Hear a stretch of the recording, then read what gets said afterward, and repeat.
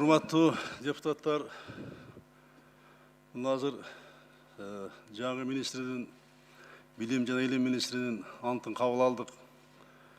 Жаңы министрди куттуктайм.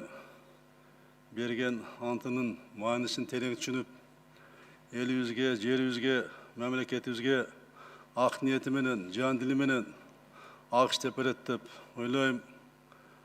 Буга чейин билесиздер, билим берүү министрлигине, тармак эмес министрлигине абдан көп сын пикирлер айтылды. Ал жерде арбын айтылды.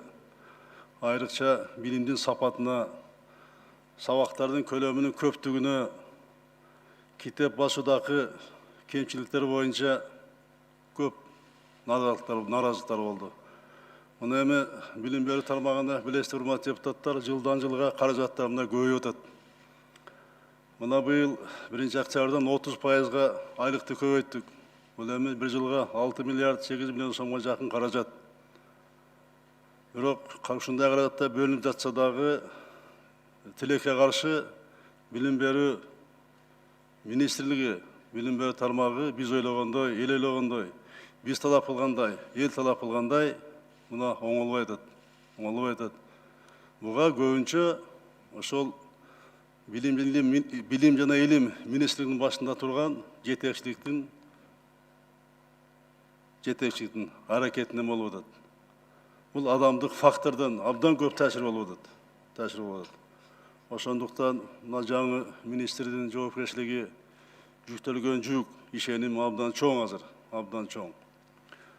Билесиздер, бул кишинин билим берүү тармагындагы тажрыйбасы абдан мол. Буга чейин иштеген жерлеринде ийгиликтерди, жетишкендиктерди менен иштеп келди.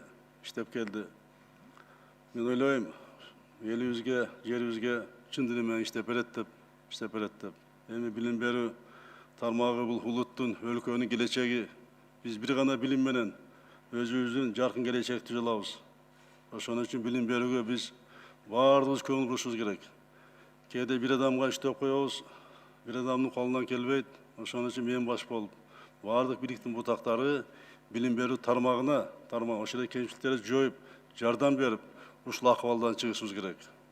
Буйруса бул министр иштеп берет деп ишенем, буйруса. Анан баарыңыздарга рахмат, сиздерге урматтуу депутаттар, мына кабыл алып бердиңиздер.